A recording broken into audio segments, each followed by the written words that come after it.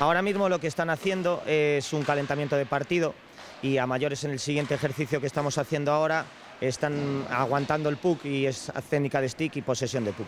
Así inician o derradeiro adestramento desta tempada, a mellor dos últimos anos, e manteñen o interese ata o último día.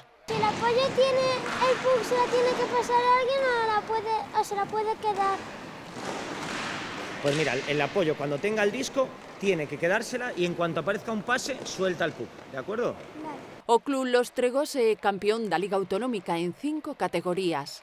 Es el primer año que teníamos 5 competiciones a nivel autonómico y hemos conseguido las 5 competiciones y la verdad que muy contentos por todo el trabajo de la temporada.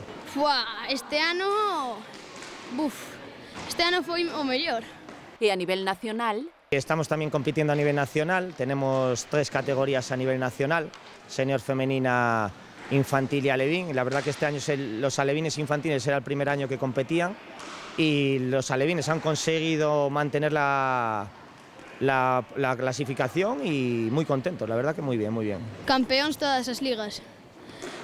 Xogamos tamén nacional, que quedamos octavos e no baixamos. as xogadoras senior estiveron a piques de chegar á elite. Quedamos terceras de Liga Nacional y jugamos la fase de ascenso a élite. Nos quedamos ahí, pero bueno, cada vez un poco más arriba. En Lugo, o hockey xa se fixo un oco entre o fútbol e o baloncesto.